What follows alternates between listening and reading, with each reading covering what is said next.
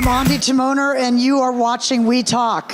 If you're joining us on our live webcast, we're at the Dell Experience at South by Southwest 2019, and we're on our third of 4 panels, and we have identified a theme for this year, which is really how the digital world and technology is changing the way that we're able to pay attention to people that don't necessarily have voices, or hear what we want to hear, or disrupt the way that we've lived. And to give voice to the disempowered as well. And this panel that I'm joined by these 3 fabulous women is about storytelling in the digital age. As we all know, all of the digital tools and the ability to map how we feel when we feel it with biotech and big data has changed the way that we consume media and also the way that we make media. So let me introduce my fabulous panelists. Here at the end, we have Kim Jackson, the co-founder and president of Breaker. I think all of you have some kind of video, but let me just say who you are first. Cristina De La Pena and I spent some good times together yesterday demoing your biotech inventions, which everybody in the back, I know you're fabulously tripping out on all this technology. We are trying to have a meaningful conversation up here. So take it outside. Cristina is the founder of Synapbox, which maps our reactions in real time to media. Wow, everybody paid attention, and now I'm really self-conscious. Agnes, I didn't try to say your last name yesterday. Pyrchla. Wow. It's not as, the Y scares people, but it's not as hard as it looks. It's beautiful looking too, Pyrchla. Agnes Pyrchla. Agnes Pyrchla is a senior strategist for Frog Design, where she partners startups, Fortune 500 companies, and nonprofits to create new products that are humane, that are positive. And so I'm gonna actually, before, we have so much to talk about and so little time to do it, I wanna launch into your videos. So why don't you tell us really quickly what Breaker is? Breaker is a new entertainment studio that's powered by the blockchain. We are filmmakers and we are creators, and we are empowering content creators to be able to control and own their IP, their data, and most importantly, their revenue. So on our platform, you'll be able to do just that thing. And you're premiering a film here about blockchain, right? We don't have a film this year about blockchain, but the story of blockchain tech, Trust Machine. So Trust Machine is out. It's been in theaters, and it will launch on our platform March 15th. Alex Winter was on my documentary talk show. Yes. With a film, was it Deep Web or Deep Web? Deep yes. Web. Yeah. Okay. Is that what we're going to take a look at a clip of that, though? I think. Yes. Okay. So let's look at that. Trust Machine. With the internet, we're not really the users, we're not really the customers, we're the product. But blockchain says it's another way, it's another way. Blockchain, it's still an experiment in process. In Africa, now we think about money in a very different way.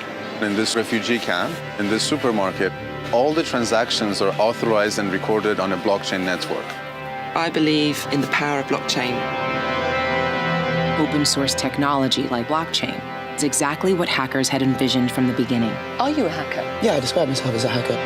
Blockchain is going to scare the shit out of some very powerful people. Blockchain is just a scam. A lot of this stuff is going to go away. It doesn't serve any useful function. A fraud. What we're trying to stop is simple. We're trying to stop the abuse of power.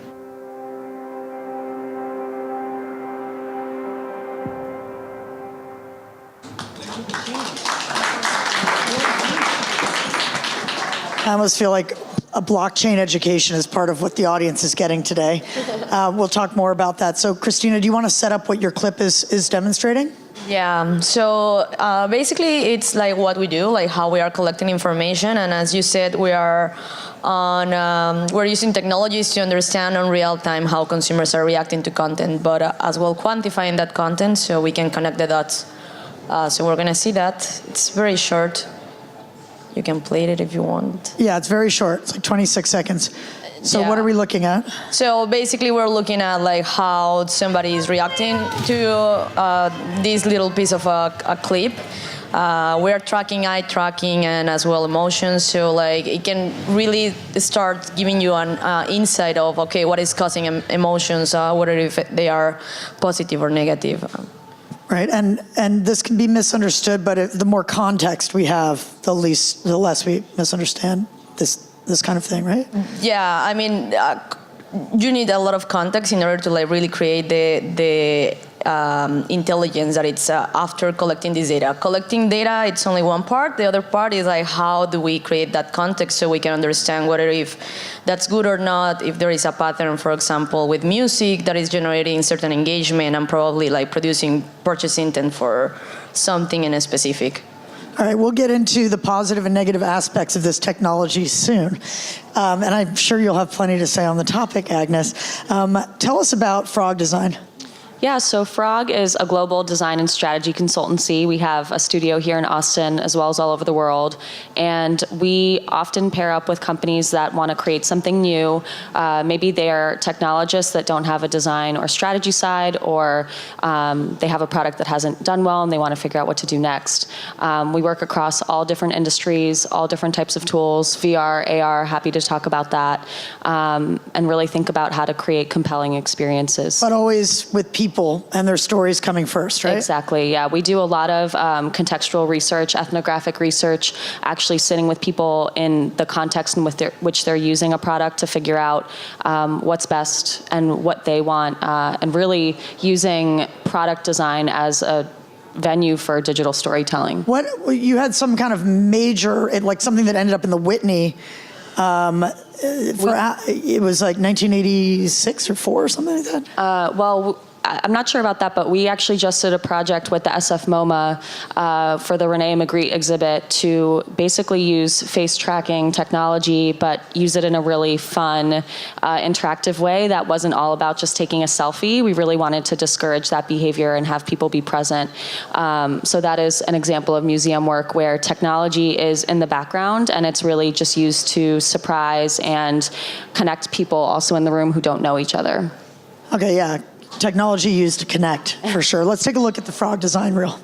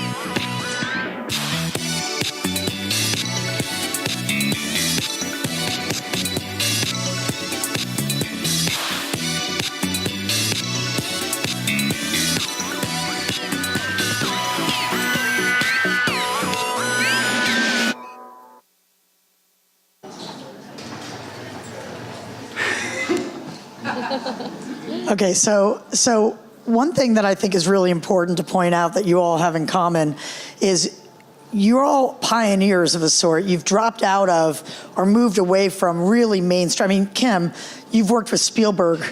You worked on Munich. You worked on Inside Man, and then decide to start a blockchain entertainment company. That's pretty front edge. Did you ever think, like, what if this doesn't take off, this technology? Every day. Every single day.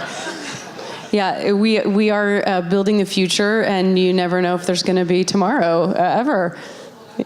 Okay, and so that takes a certain, I don't know, there's a certain shared DNA up here that I'd love to look into. Maybe, Cristina, you can measure us or something, because what is that? You would prefer to be in a risky arena, or you feel like you can always go back, or like, what is exciting to you about this opportunity?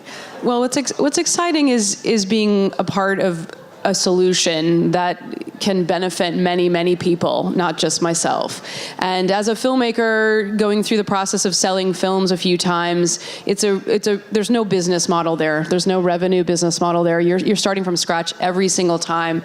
And a few of my colleagues and I thought, well, there has to be a better way. And I've just always been that type of thinker where, where's there a solution? Where can I be part of the solution? And I think that that's just part of who I am. And learning about blockchain technology and connecting some dots around value exchange and where that isn't happening in our business models currently is what inspired Breaker. It seems like all of you love to create what didn't exist before. I mean, you're building algorithms to track our behavior digitally. Do you feel like that drives you every day? Like that pumps you out of bed? And like, where do you see this going in its most ideal end result? Yeah, well, I think that it's a creative process. I mean, it's technology, but at the end, we have to approach problems from a very creative perspective. I'm an architect actually by profession, and that's how I'm actually used to think about things and technology itself.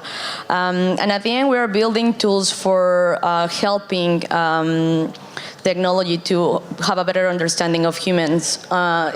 It's like that, and it could be applied not only for content, it could be applied, and we were talking about this yesterday, something that really excites me is how we can use this real-time understanding of people in a way that could affect like how they are learning, how we are putting like diverse content in front of them. So like even like for kids around the world, like how we can have like real-time customization of education. That like really drives me. So right now we are doing it on entertainment and on content because there is a big opportunity of disruption over there. Also, you have the means to actually collect the data and do it at scale. But in the future, we're really driven by being able to start like using these technologies across different verticals, and that's what really drives me, I think. So Netflix reported in July of 2018 that they had 130 million worldwide streaming subscribers. That's 51% of people with streaming services. Cord cutting is happening across the line. Charter lost 122,000 TV customers in the first quarter of 2018. Comcast, it's very similar numbers. DirecTV, 188,000. Why is this happening? Is this happening because Netflix can measure what their viewership wants and customize thumbnails? I mean, they say there's something like 30 million different kinds of Netflixes you could see, depending on who you are. And where is this going? And if that's true. Sure. Yeah, I think Netflix is a really interesting example when it comes to digital storytelling because they are a distribution platform, but also a content creator. And what they do really well is they can tell how engaged people are with certain types of content and where they can take that content next. So one example I love to think about is if anyone ever watched Queer Eye for the Straight Guy when it first came out, it was a totally different show than what it is on the Netflix version. And Netflix came out with that show when our country was feeling really divided. There felt like there was little bubbles all around the country, and then they took 5 gay guys and put them in rural Atlanta to really showcase people's stories, and it felt like that's what the country needed at that moment. So that's just an example of how they're using data to also fuel what kind of digital stories get told, or stories get told on a digital platform. Yeah, it's something about also they can track, because they can track our IP, they know where we're located. And then also we should be sharing our likes, right? I mean, we want this transparency, theoretically. We're worried about the loss of privacy. And what is that balance between trading our privacy, but then receiving a more customized experience, a more curated experience?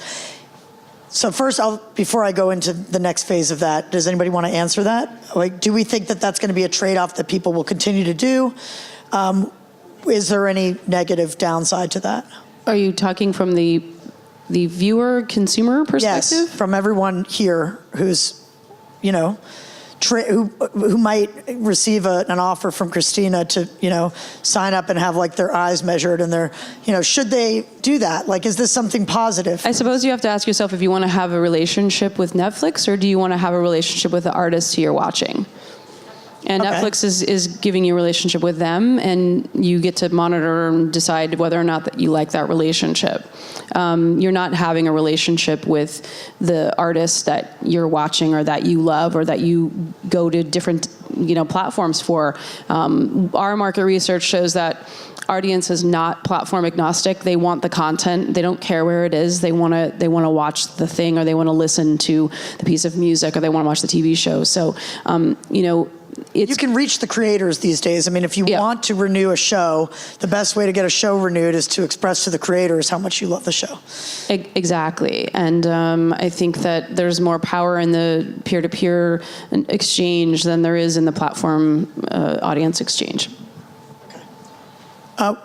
What I worry about with the customized experience is the bubble that it could create, where we're maybe not exposed to things that we would just happen upon because the recommended viewing engine is just funneling us. Oh, you're gay? Here's gay content. It's like, well, it's almost like Democrats watching MSNBC or something, and Republicans watching Fox. Exactly, that's totally valid. Well, it increases polarization in our society. Indeed. Okay, so what's the solution, folks? Here we are, you're also innovative. I think that from our perspective is like how we can actually create content in a more efficient way, how we can use these technologies to actually go deeper into. It's not only that you are gay, because that's only the surface, right? You are probably gay, but you have certain other likes that probably are hidden in there, and we can now create content that is kind of hyper targeted, and as well at the end I think that it's a transaction, yes, but it has to be value on across all the process of that transaction. So even for us, that consumers are giving us their time so we can understand them better, so we can help our clients to have better content for them or better advertising, for example. At the end, we try to as well make that transaction as fair as possible. Right now, I mean, we are giving so much data without receiving probably what we should be receiving as consumers. And I think that we are getting closer to a point in which it's going to be, it has to be okay to be rewarded by giving that information. So it's a cycle. That's what we're doing right now. We do it in a way that for consumers it's easier to just do whatever you're usually doing while we collect this valuable data, so we can go back on the chain of content creation and really give real feedback. Yeah, I think I almost misspoke when I presented it as a choice. It's not necessarily our choice to buy into whether or not our camera on our phone is watching us or not anymore. Right? That's why a lot of people put tape over their cameras and things like that. And I think really the jury's out on whether or not this is going to benefit us or not. How do you think that biotech, AI, all these big data, and ADD, let's face it, we have the attention span now. The average person has an attention span, I found this out recently, at 8 seconds, down from 12 seconds when I put We Live in Public out, which was 2009. And that's 1 second less than a goldfish. So, should our short films be 8 seconds long? Or, how is this all, what do you think is going to happen? And how are you, Agnes, how are you going to save us? Yes, I'm here to save you. No, I think engagement models are really interesting and something we think about a lot. I just came back from the virtual cinema over at the JW Marriott, and you think about, what's immersive or what's capturing someone's attention. It doesn't always have to be data-driven. It can just be something that's in the right context. So, for example, with VR, that's something you have to put on your face. You're a completely captive audience, but it doesn't just have to be for entertainment. We did something where we made something called VR Care, where young kids who were victims of burns could use a VR headset to be captive so that they didn't have to take opiates while they were getting their dressings changed out. So there's one way that you have a captive audience and you're engaged and your attention span's a little bit longer. Pokemon Go was one of the most successful augmented reality like storytelling moments in the last couple of years, because that story already existed. People knew it really intimately, and they just wanted to interact with it in a different way. So I think it's maybe in the moment. We only have 8 seconds, but we can build a continued relationship, whether it's with the creator or whoever else, to continue that storytelling, not just with a screen, but also in the real world. Yeah, and with the prevalence of these streaming services and how successful they are, you're talking about and hoping that we're all going to migrate more towards a peer-to-peer distribution network, right? Indeed, blockchain technology, that's intrinsically what it is here to do, is give us an instantaneous peer-to-peer value exchange. So if the internet came on and brought us instantaneous communication, this is the next dimension. Blockchain is bringing us instantaneous value exchange by eliminating the need for an intermediary. So if you look at business models and say, where's the intermediary? Cryptocurrency came on the scene first as an application. The intermediary is the banks and the PayPals of the world. And so now we're getting an instantaneous value exchange. So if you apply that to other business models, which is what Breaker has done, and now we're having an instantaneous value exchange with audience and storyteller, so that the storyteller, the content creator, has control of the data, not a big conglomerate corporation who doesn't really necessarily care about you. As a content creator, I care about my fans and my audience, you know? And so I want to give you what you want, and there's a direct relationship. So by watching or by distributing content on Breaker, you're having a peer-to-peer exchange with the content creators. And so we hope that this next phase of technology and this next dimension of technology, again, connects us all. The internet meant to connect us, and it sort of did, but then it got centralized. So a very important thing to know about blockchain is it is a decentralized network, and that means we will be connected in a more meaningful way. Yeah, it's a paradox of the internet, is connecting us and isolating us simultaneously. So hopefully this will all come, your dreams are all going to come true. Well, especially now that you've been on WeTalk. It is a dream, but hopefully we can all have the same dream. I'll close by just saying that what do you think we as women bring that's unique to storytelling? Yeah, I think I do a lot of research in my role, and as a woman, I feel like I am a really good listener and hear things that maybe people in power may not listen to, and can adapt to a certain context. And I can try my best to reflect those stories in products. So I don't know. I think I hate to generalize, right? But as a woman, I feel like I'm a good listener, and that makes you a good storyteller. I think that it's, I don't know what makes us unique, but it's really important that we are part of this conversation. I mean, this is going to transform our future lives. It's going to transform how we are connecting, how we are talking, how we are like doing everything. So it's very important that more women are like actually in these roles to really pushing the boundaries and keep doing it nonstop. Do not stop and do not ask permission. Maybe ask forgiveness, maybe. Later. Maybe. Yeah. I think women are good listeners. I agree with both of you.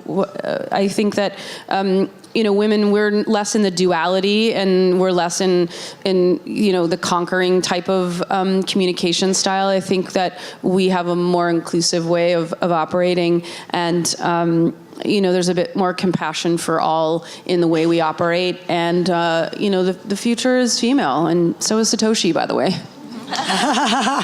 Awesome. And on that note, I want to thank you all for being on WeTalk. We have one more panel that we're going to come to after taking a short break, and it's called Brave Art, Mental Health and the Justice System, and we're covering 2 very special films that are unveiling here at South by Southwest, and we'll also have an incredible mental health advocate on stage. So please stay tuned and enjoy a brief foray into one of our past WeTalks from 2018, or it might be Sundance 2019, so we'll see. Anyway, thank you all for coming. Thank you, Ondi.